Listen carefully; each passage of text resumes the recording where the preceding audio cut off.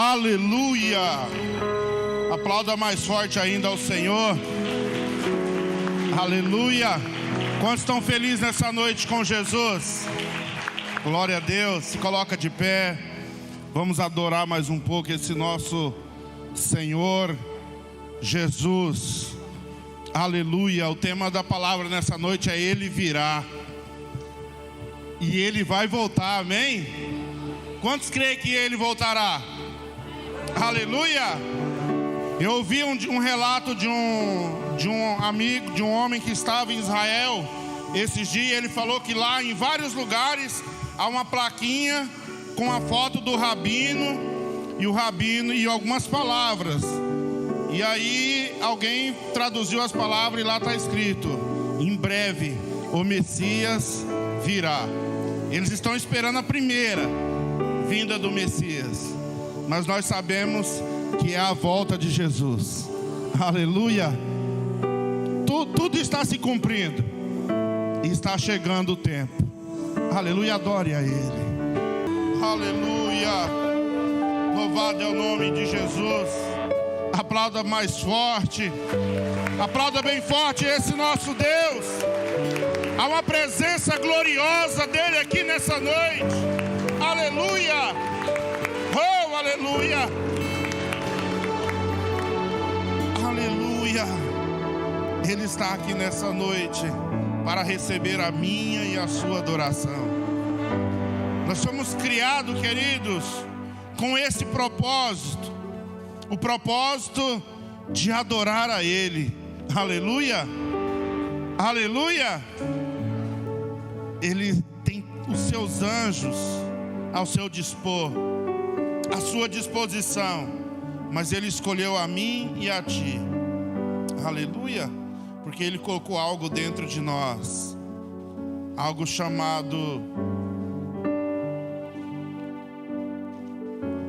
que é a grande diferença entre nós e os anjos. Nós podemos escolher entre adorar ou não. Entende? Quando Ele vê você lá se arrumando, antes de sair da tua casa para vir para a casa dele adorar Ele, olha lá, Ele escolheu certo. Ela escolheu o propósito para que foi criada. Ela poderia ter ficado em casa assistindo televisão, assistindo Netflix, ou indo bater papo no vizinho, ou indo para o shopping, mas Ele escolheu o certo. Ele escolheu ir adorar. Aleluia. E por causa desse poder de escolha que nós temos, é que apaixona o coração de Deus por nós. Aleluia. Podeis assentar nessa noite, glorificando, exaltando o nome do Senhor. Queria, de altar, parabenizar a coragem e a ousadia da minha esposa.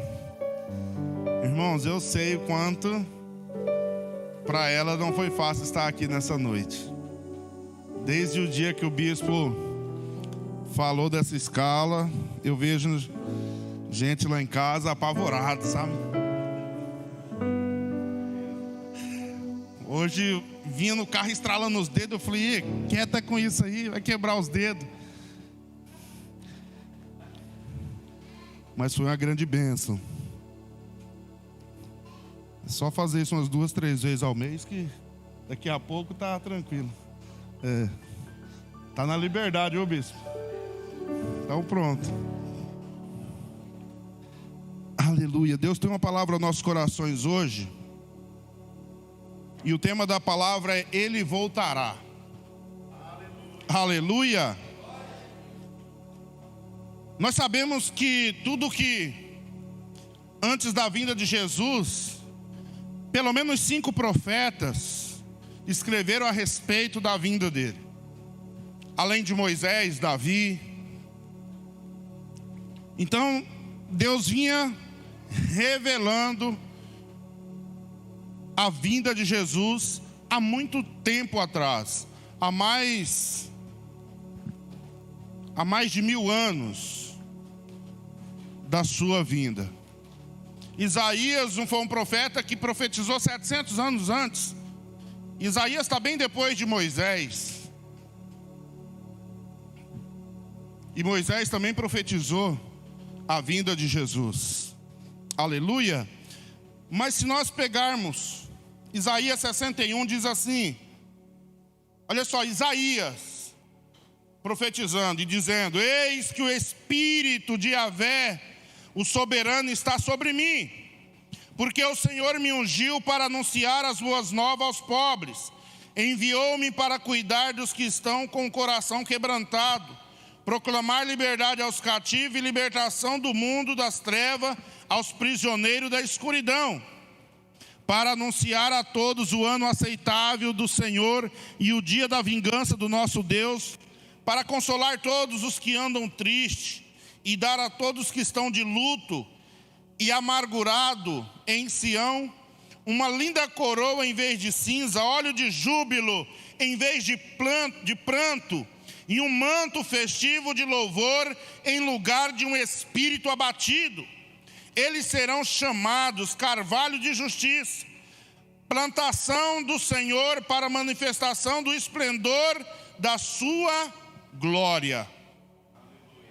O que acontece mais de 700 anos depois, em Lucas 4, o próprio Jesus pega o rolo, é entregue a ele na sinagoga, na cidade de Nazaré, e ele vai ler e abre lá em Lucas, e abre lá em Isaías, e ele começa a ler essa passagem. Ele fala: hoje se cumpriu o que fora escrito aqui pelo profeta Isaías.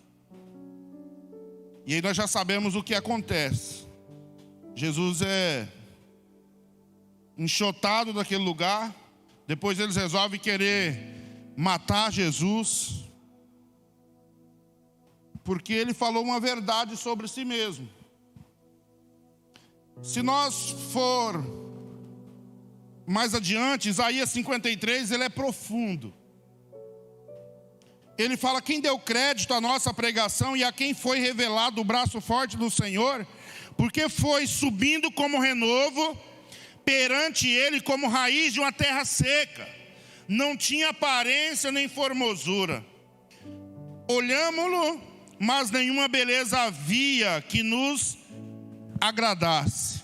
Era desprezado e o mais rejeitado entre os homens, homens de dores, e que sabe o que é padecer. Como um de quem os homens escondem o rosto, era desprezado e dele não fizemos caso.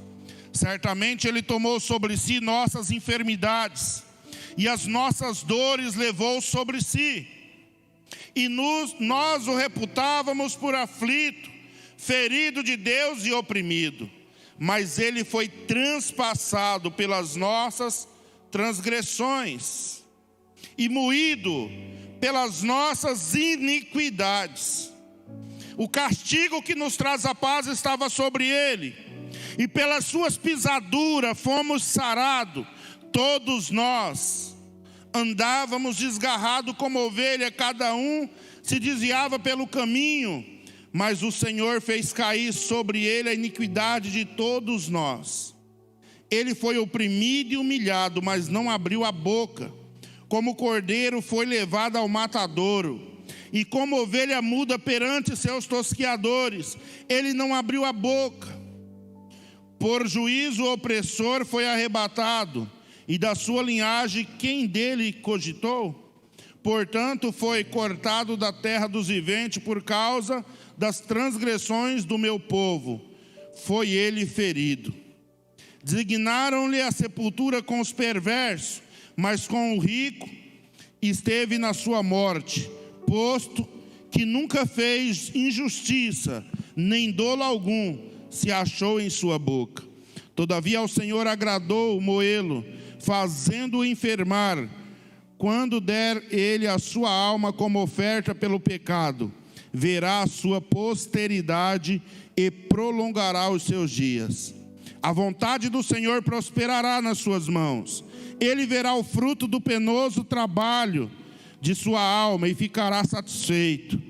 O meu servo justo, com o seu conhecimento, justificará muitos, porque as iniquidades deles levará sobre si. Por isso, eu lhe darei muitos como a sua parte, e com os poderosos repartirá ele o despojo, porquanto derramou a sua alma na morte. Foi contado com os transgressores. Contudo, levou sobre si pecado de muitos, e pelos transgressores intercedeu. Esse foi Jesus. Isaías relata categoricamente o que aconteceria mais de 700 anos antes que ele viria. E aí nós temos Miqueias no capítulo 5, falando da vinda do Messias. Zacarias 11:13 fala das 30 moedas a qual ele seria vendido. Zacarias 9:9 fala que vem um rei montado em um jumentinho, se tratando daquela passagem quando Jesus entra em Jerusalém, na última Páscoa, e ele entra montado justamente em um jumentinho. O último profeta a profetizar a vinda de Jesus foi João Batista, quando ele estava lá batizando. João 1:27, ele fala: ele é aquele que vem depois de mim, cujas correias da sandália não sou digno de desamarrar. Aleluia. E João, ele fala já no iminente de acontecer. Jesus já estava ali chegando para começar a cumprir a tua missão. E esse Jesus, que mais de 5 profetas, Moisés, Davi, profetizou a sua vinda, irmãos, entenda, tudo se cumpriu categoricamente. Categoricamente se cumpriu tudo. E aí nós não podemos esquecer nos evangelhos, o próprio Jesus, ele falando a respeito da sua vida aqui, como seria o seu fim ou a sua volta. E tudo o que ele falava para os discípulos se cumpriu. Se cumpriu categoricamente. Mesmo os discípulos tentando lutar contra a realidade que o próprio Jesus falou que de si mesmo iria acontecer. Mas há muitas promessas que nos leva a entender, a compreender que Ele voltará. Aleluia. E muitas pessoas, irmãos, estão vivendo aqui na terra, e eu não estou falando de pessoas lá no mundo, eu estou falando de pessoas dentro das igrejas que estão levando uma vida como se Jesus não fosse voltar, que tem levado uma vida como se essa palavra virasse um jargão de altar, que na verdade em muitas igrejas nem é pregada mais a volta de Jesus. É pregado muito mais sobre prosperidade, sobre te ensinar a fazer riquezas, sobre te ensinar a ter uma felicidade aqui na terra. Irmãos, a nossa riqueza e a nossa felicidade é lá com Ele na glória. Aleluia! É lá com Ele na glória. Mas nós, muitas vezes, queremos viver uma vida como se tudo isso, como que se essa palavra fosse um mero jargão de pregadores. Mas os fatos estão evidenciando que está chegando a hora de Ele voltar.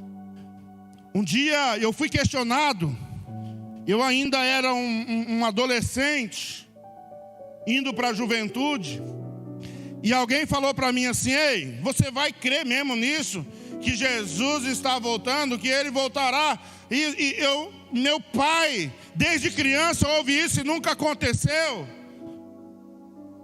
Eu falei: mas se eu, que não tenho domínio sobre o meu fôlego de vida, apagar agora, para mim Ele já voltou. Eu não tenho outra chance.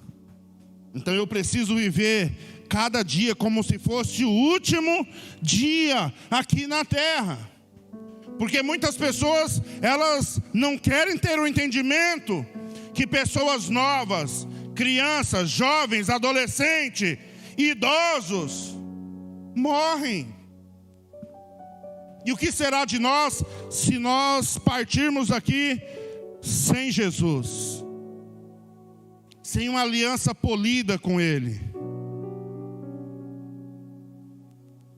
Porque a palavra dEle nos garante, irmãos, olha só em Atos 1, 9 a 11, tem dito essas palavras: foi Jesus elevado às alturas, enquanto eles o contemplavam, até que uma nuvem o encobriu da vista deles.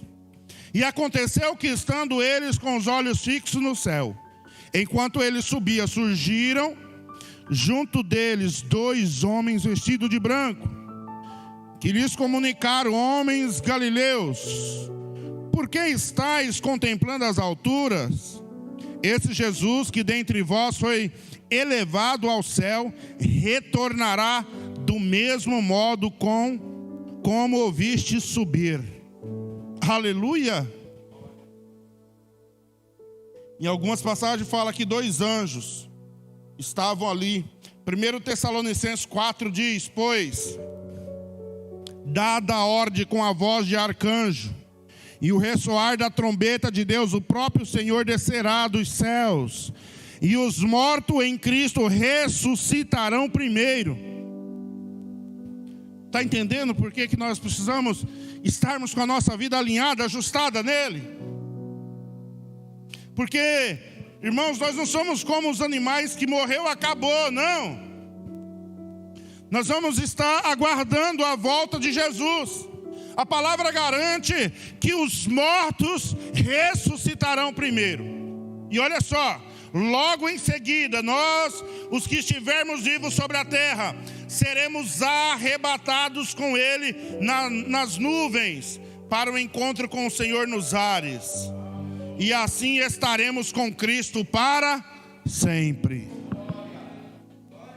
Nós não podemos deixar que o mundo, irmãos, nos impressione, que as coisas desse mundo tiram de nós a nossa essência, a nossa prioridade. E qual que deve ser a nossa prioridade? Estar com Jesus. Aleluia. A nossa prioridade é a salvação. A nossa prioridade é o reino de Deus. Jesus nos ensinamento básico para os discípulos. Imagina, irmãos, às vezes nós temos 10, 20, 30, 33 como eu, anos de crente,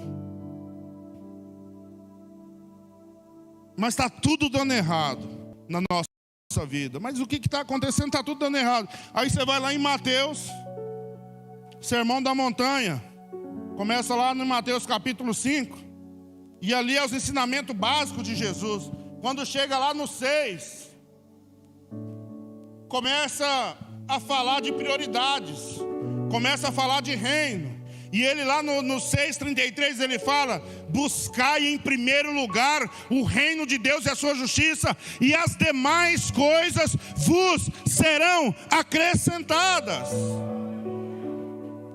E aqui Jesus está falando exatamente das preocupações terrenas e mundanas que nós temos. Quer preocupar com o vestir, quer preocupar com o comer, quer preocupar com o pagar conta, quer preocupar com comprar um carro bom, quer preocupar com ter uma casa boa, mas às vezes não estamos preocupando em construir a nossa morada eterna com Ele, para sempre lá na glória morarmos. Aleluia! A nossa vida aqui, irmão, ela é passageira, mas nós precisamos entender que nós temos uma eternidade. E as nossas ações, as nossas decisões é que vai dizer com quem eu vou passar a eternidade. Uma coisa é certa: a eternidade existe, e ela existe para os salvos e para os não salvos. Porque, irmãos, imagina, os salvos vão estar gozando com Cristo nas moradas celestiais, e os não salvos. E se nós estiver desse lado dos não salvos, como será passar a eternidade no sofrimento, aonde o fogo queima e o bicho não morre? Não haverá morte mais. E Jesus, ele fala numa parábola, para nós termos o entendimento, para nós cair a nossa ficha. Ele fala de um certo rico e Lázaro, e os dois morreram, e os dois foram para a eternidade, mas um foi com Cristo e o outro foi sem Cristo. E ele fala que aquele que foi sem Jesus para o Hades, ele implorava para que o Senhor enviasse, deixasse ele lá apregoar para os irmãos e os parentes, porque ele não queria que os parentes e os irmãos passassem pelo que ele estava passando lá. Ele fala: olha, deixa que o pobre Lázaro, esse mendigo, molhe a ponta do teu dedo na água e traz aqui e coloca na minha língua. Vai ser um sofrimento eterno, irmãos. Mas parece que isso não nos causa mais nenhum temor, não nos causa nenhuma compaixão, porque nós deixamos de ter a motivação por anunciar esse evangelho da salvação aos nossos amigos, aos nossos vizinhos, aos nossos irmãos. Uma vez que eu sei que a eternidade sem Cristo vai ser cruel, eu preciso me compadecer daqueles que estão à minha volta e daqueles que eu posso ter contato. E todos os momentos eu estou levando uma palavra de salvação, eu estou levando o evangelho que livra as pessoas da eternidade sem Cristo e convergindo ela para o centro da vontade de Deus. Aleluia. Antigamente, eu ainda alcancei esse tempo, irmão, no interior, uma igreja lá na Gleba Coqueiral, onde naquele tempo nem energia elétrica tínhamos. Mas quando um irmão caía em pecado, se distanciava da igreja, irmãos, a gente ajuntava aquela renca que não fazia parte do clube do fofoqueiro, ia atrás, ia orar junto, ia trazer para a igreja, ia chorar junto, ia pagar o preço junto, porque nós sabíamos que aquele irmão, às vezes, ele ia ser colocado à prova na igreja, ele ia ser ali humilhado, mas nós falávamos: nós estamos juntos, meu irmão, não desista, eu estou aqui contigo. Porque era uma igreja que estava esperando a volta de Jesus.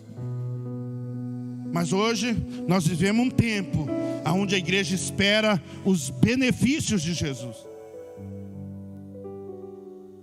E os benefícios de Jesus não é nada, irmãos, se ele não for o centro. Aleluia.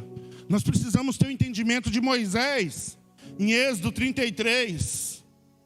Moisés, ali em Êxodo 33, Deus estava por aqui com o povo, e Deus vai lá e fala para Moisés: ó Moisés,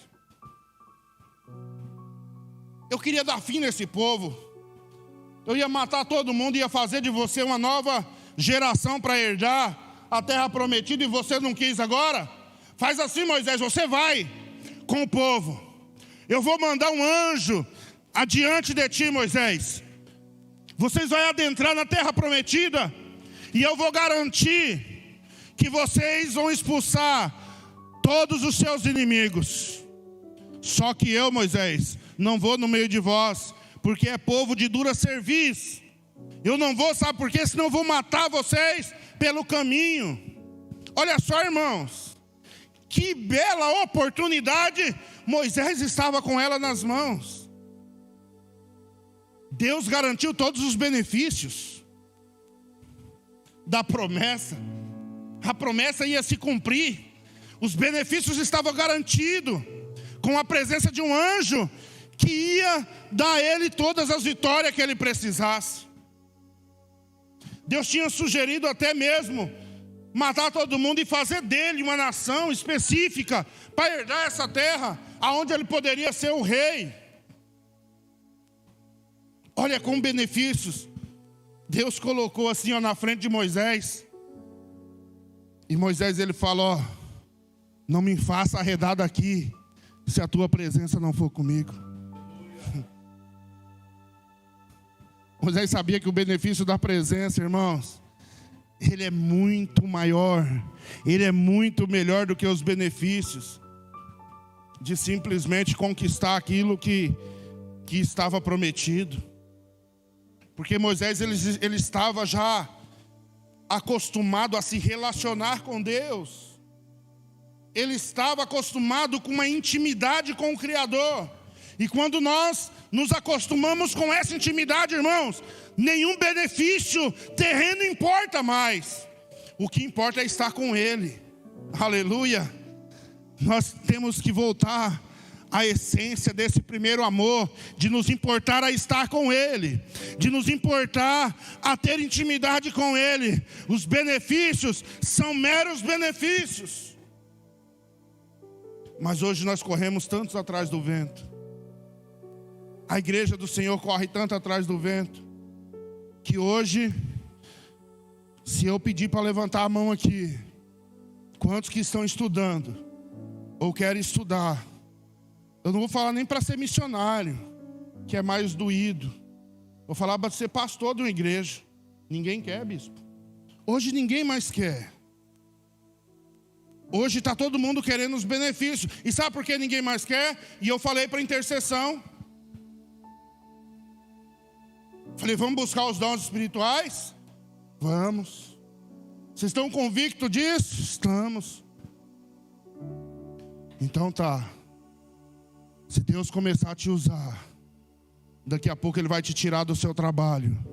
Daqui a pouco Ele vai te tirar das suas estabilidades. Ei, e quando Ele tira nós da nossa estabilidade, não tem nada de garantia, assinado, garantindo nada para nós. É como se fosse um tiro no escuro. Por quê? Porque a própria palavra dele diz que sem fé é impossível agradar a Deus. Agora, como que eu vou exercer minha fé se eu vou abandonar todo o meu trabalho com a garantia de um salário, bispo? Com a garantia, com a certeza de um plano de saúde, de uma cesta? Irmão, aí não tem fé envolvido. Entende que quando Deus nos chama para a sua obra, Ele nos chama sem nos dar nenhuma garantia visual, palpável. Agora, se nós mergulhar nele em fé, cada passo que você dá, mesmo sem ver a terra, Ele vai sustentar com as suas mãos. Aleluia. Você não vai perecer, porque é Ele que vai sustentar. Mas para eu dar esse passo de fé, eu preciso ser igual a Pedro. Ei, quantos discípulos estavam naquele barco naquela noite? Por que todos eles não saíram tendo uma magnífica experiência de andar sobre as águas do Mar da Galileia? E detalhe, Mar da Galileia é só o nome, tá? É um lago de águas doces. Para você não entrar na ciência, porque o sal deixa a água mais, né? Não, era água doce. É a mesma coisa de você pegar e atravessar o rio Cuiabá ali andando por cima da água. Vai lá. Irmãos, todos os discípulos estavam no barco, mas só Pedro teve a coragem, a ousadia de sair ao encontro de Jesus. Sabe por quê? Porque para você dar um passo sem ter a certeza de algo sólido que você vai pisar, não é para qualquer um. Precisa exercer fé. Precisa exercer confiança nele. E as nossas confianças nesses tempos, está muito palpada na nossa conta bancária, no nosso patrão que nós ligamos e pedimos lá um auxílio. Está a nossa convicção firmada na nossa própria inteligência, na força do nosso braço. Mas isso não agrada ao Senhor. O que agrada ao Senhor é quando você anda por fé. Aleluia. E nós vivemos um tempo onde nós estamos cheios de igrejas frias, igrejas sem o poder de Deus, porque elas estão vindo na igreja buscar os benefícios de Deus, mas elas não estão preocupadas com aqueles que estão morrendo lá fora sem a salvação, que é o bem mais precioso. E aí eu posso falar um pouquinho mais. Quando agimos desse jeito, estamos sendo egoístas. E a palavra de Deus lá em Gálatas 5, ela nos fala que ela nos coloca o egoísta na mesma posição do prostituto, do feiticeiro, do beberrão, na mesma posição. Não herdarão o reino de Deus. Então nós precisamos repensar as nossas atitudes, as nossas convicções. Aleluia. Marcos 13, 26 e 27 diz: então o Filho do Homem será visto chegando nas nuvens com grande poder e glória.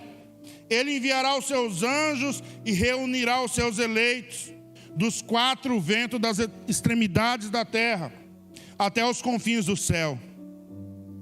Mateus 16, 27 diz: mas o Filho do Homem virá na glória de seu Pai com os seus anjos, e então recompensará cada um de acordo com as suas obras. Espera aí, obras? A salvação não é de graça? É de graça.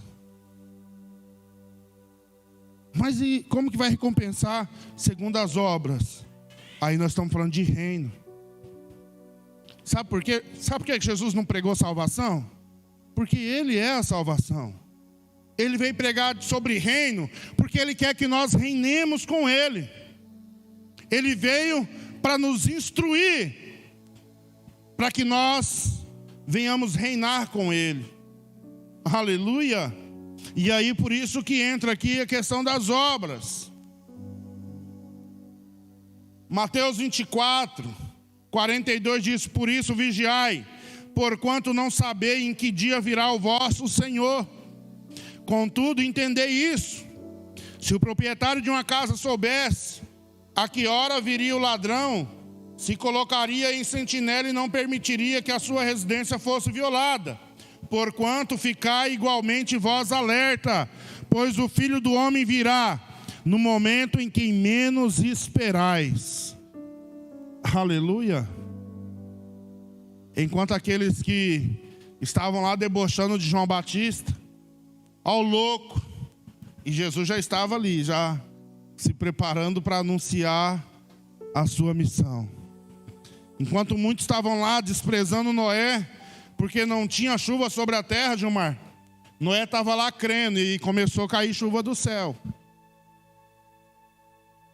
Enquanto muitos estão desprezando a volta de Jesus, Ele mesmo afirma, lá em João 14, Ele mesmo, não é ninguém não, é Ele, o próprio Jesus, falando. Olha só: não se turbe o vosso coração, credes em Deus, crede também em mim. Na casa de meu Pai há muitas moradas. Se não fosse assim, eu não vou-lo teria dito, pois vou preparar-vos lugar. E quando eu for e vos preparar lugar, voltarei e vos receberei para mim mesmo, para que onde eu estou, estejais vós também. Isso é promessa do próprio Jesus. Agora você imagina, irmãos, se o que falaram a respeito dele se cumpriu, e agora o que ele mesmo diz, vai cumprir ou não? Vai cumprir. Então, essa pregação não é, irmãos, de maneira alguma algo para para te assustar, mas é algo para te encorajar a ser um evangelista daqui para frente, a ser um apaixonado por esse evangelho, a ser um apaixonado por almas que estão lá fora morrendo, às vezes precisando de uma palavra, às vezes precisando de um abraço, às vezes precisando, irmãos, de um consolo. E você tem retido isso com você mesmo. Não tem anunciado que Ele está voltando. E por causa disso, muitas pessoas estão morrendo sem esse entendimento. E o que nós estamos fazendo? Preocupado com a internet que vai vencer amanhã? Com o telefone que pode cortar e eu preciso falar o quê? Do amor dele? Nós precisamos acordar para essa realidade. Se cada um de nós aqui, irmãos, nós já estamos entrando no mês 7.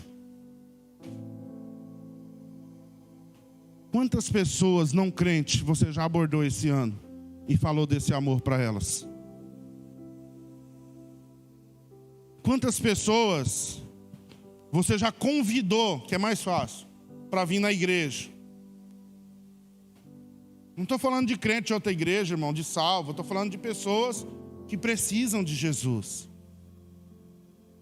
Eu estou falando de pessoas que não conhecem essa verdade que liberta, essa verdade que cura, essa verdade que salva.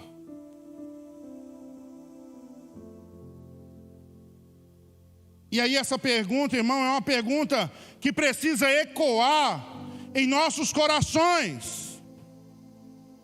E mais que isso, ela precisa mexer com o nosso brio cristão.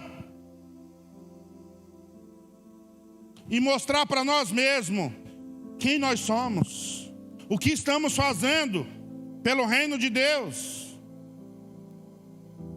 Às vezes achamos, irmãos, que estar aqui na igreja todos os dias é o suficiente. Trabalhar na igreja, limpar, é bom, mas não é suficiente. Você foi chamado para salvar, como canal de salvação. Os pastores fazem isso? Faz. Mas quem gera ovelha é a ovelha. E se nós tivermos esse entendimento, o mais rapidamente, nós vamos ter que ampliar as nossas bases. Nós vamos ter que alargar as nossas estacas. Para quê, pastor? Para aparecer? Não. Por amor. Por compaixão. Por sermos crentes genuínos. Crentes que ama ver um pecador se arrependendo dos seus pecados. Irmãos, imagina que quando um pecador se arrepende dos seus pecados, há festa nos céus. Mas nós não estamos conseguindo nem se alegrar aqui na terra, quanto mais fazer festa. As igrejas virou um clube, na sua grande maioria, de empreendedores. Um clube de autoajuda. E não é esse o principal objetivo da igreja. O principal objetivo da igreja é trazer o pecador ao arrependimento dos seus pecados. Aleluia. Se coloca de pé nessa noite. Aleluia. Vocês acreditem ou não, irmãos? Eu vou fazer uma pergunta, não quero que você levante a mão, porque a minha intenção aqui não é te constranger. Mas você tem orado, você tem buscado de Deus dons espirituais na tua vida?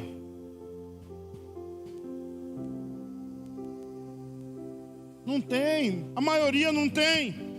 E sabe por que não temos buscado os dons espirituais?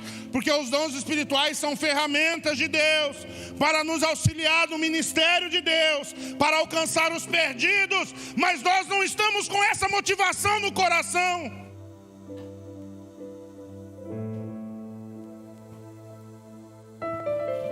Mas que o Espírito Santo nessa noite, Ele venha mudar, Ele venha transformar as nossas motivações, que Ele venha nos impactar com amor ágape, um amor incondicional, um amor pelos perdidos.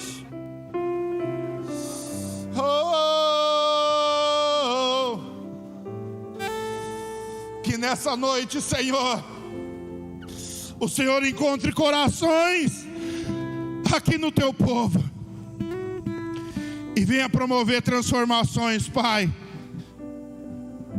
Transformações, Senhor, para que o Teu povo comece a entender o propósito. E o propósito é Te servir. O propósito não é os benefícios. Os propósitos, Senhor, é sermos crucificados contigo. O propósito, Senhor, é nos descer a humilhação para alcançar os humildes, os pobres de espírito, aqueles que estão, Pai, desesperançados, aqueles que estão, Senhor, Deus, abandonados, que ninguém mais acredita. Mas eu tenho falado nesse altar e creio, no céu não há caixa de lixo para descarte, mas que nós venhamos ter a motivação certa, Pai, para que nós possamos, Deus, buscar o Teu reino, buscar a Tua vontade e nos colocar à disposição do Senhor, seja no meu trabalho, seja na escola, seja, Senhor, no ambiente, Senhor, que os Teus filhos, Pai, estiverem, que possam ser boca profética, que possam ser boca de salvação, que possa ser, Pai, os pés que anunciam o Evangelho, Pai, da salvação. Recalabarabachô, recalamando e decouve alabarás. Em nome de Jesus,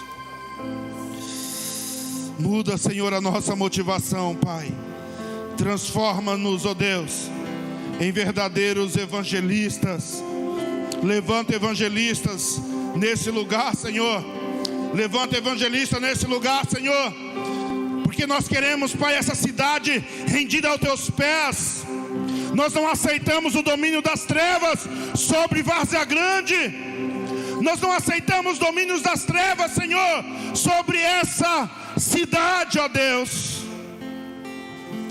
Mas nós estamos aqui, Pai, como boca do Senhor, para anunciar a Tua palavra e trazer o reino da luz para essa cidade, para estabelecer o reino da luz nessa cidade. E eu creio, Jesus, que o Senhor está levantando nesse lugar nessa noite. Aleluia. Homens e mulheres, Pai, cheio de motivação, cheio de entendimento, cheios de fé, para anunciar, ó Deus, a Tua verdade que liberta, a Tua verdade que salva, a Tua verdade que cura, a Tua verdade que transforma. Aleluia! Que o peso da glória do Senhor encha a tua vida nessa noite. Às vezes você pode estar aí perguntando: pastor, mas como fazer para ser exclusivo na obra, ser usado por Ele? Em primeiro lugar, o Senhor Jesus fala para os seus discípulos: olha, ficai em Jerusalém, até que do alto vocês sejam revestidos de poder. E depois vocês vão para a Judeia, para Samaria, para Jerusalém, para os confins da terra, anunciar essa verdade. Mas o que nós precisamos, irmãos, é estar em Jerusalém, buscando se encher dele, buscando nos enchermos dos dons espirituais, porque com o Espírito Santo, irmão, é Ele que convence do pecado, da justiça e do juízo. É Ele que convence o pecador. Se você está cheio dele, você vai poder fazer como Pedro, que passava e a sombra de Pedro ia curando os enfermos. Pastor, mas o senhor está falando de alguém muito distante, alguém que caminhou com Jesus. E o que dizer dos grandes avivalistas, John Wesley? O que dizer de muitos outros avivalistas, que depois que eles encheram do Espírito Santo, depois quando eles já estavam transbordando dos dons, e aí eles começam a fazer exclusivamente a obra de Deus, e por onde eles passavam, milagres aconteciam. Por onde eles passavam, morto ressuscitava, cadeirante andava, mudo falava, cego enxergava, o pecador se arrependia.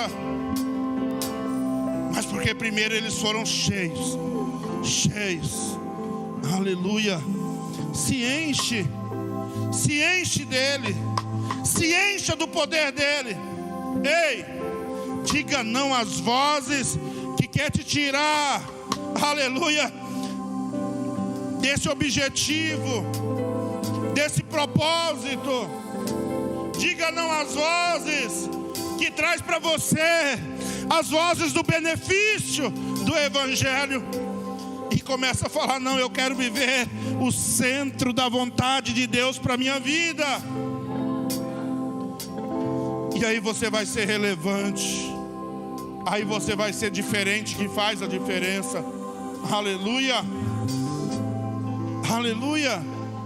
E até lá, pastor, você pode anunciar para o seu vizinho, para a sua parentela, no seu bairro. Qual é a base, pastor? A mulher samaritana.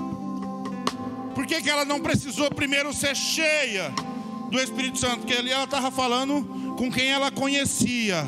Mas Deus quer te levar às nações, Deus quer te levar a lugares desconhecidos.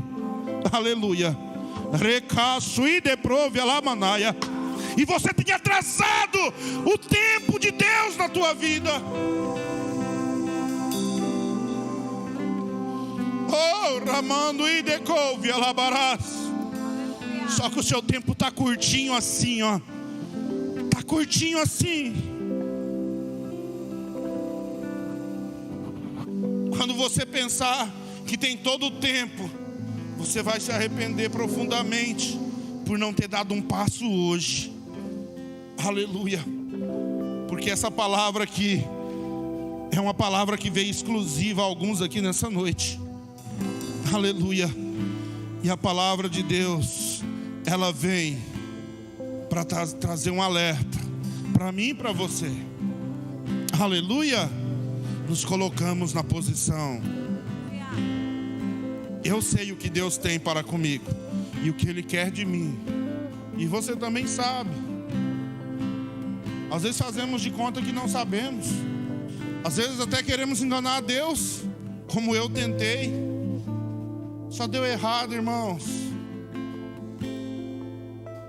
E agora eu me coloco na presença dele arrependido, sim, porque eu poderia estar muito além, mas eu quero obedecer o direcionamento dele para a minha vida. E quando tomamos essa decisão, irmãos, não pensa que vai ser fácil. Sabe por quê? Porque muitos obstáculos virão para tentar desviar o foco. Pastor, qual obstáculo é esse? Irmãos, obstáculos bons. Quando a gente fala de obstáculo, parece que é só algo ruim, não. Propostas, money, mas que te afasta do propósito. Algo que você nunca ganhou na tua vida. Se você tomar essa decisão hoje, você vai receber propostas na onde você nunca ganhou tanto quanto vai vir para você ganhar. Mas algo que vai te tirar do centro do propósito. Porque o diabo não quer ver você se levantando. Porque atrás de você há uma grande multidão para se levantar. Aleluia. Não é que você é especial, não. É que você é aquele que pode influenciar uma geração. Aleluia. Aleluia. Se coloca na posição. Você vai ver Eliseu abandonando os carros, queimando as suas traias, pegando aquilo, fazendo lenha, matando os bois e fazendo uma festa, porque ele estava despedindo do mundo natural para adentrar em algo espiritual. Ele estava abrindo mão de algo que era estabilidade financeira para dar um passo no invisível, para pisar sobre as águas, literalmente igual ele fez quando ele passa ali pelo Jordão. Lança a capa, a água se abre e ele passa. Mas o porquê tudo isso aconteceu? Porque antes veio uma unção sobre ele, que capacitou ele para esse tempo. Aleluia. Onde estão os Elias que irão lançar a capa sobre os Eliseu? Aleluia. Deus está te chamando. Pastor, mas eu sou improvável. Ei, Elias, Deus tirou lá de Tisbé, um lugarejinho que desconhecido, pequeno. E a primeira vez que ele aparece em público, ele aparece já confrontando o rei. Deus quer levantar improváveis nesse lugar, improváveis nesse ambiente, para desmontar toda uma estrutura do inferno. Aleluia. Para que o nome do Senhor seja glorificado, para que o nome dele seja exaltado, para que vidas deixam de adorar Baal, deixam de adorar deuses estranhos e comecem a se voltar para o nosso Deus. Aleluia. Essa cidade é do Senhor Jesus, e Ele conta comigo e contigo para que nós anunciemos essa verdade que cura, liberta, transforma, salva. Aleluia. Aleluia. Aplauda bem forte o Senhor.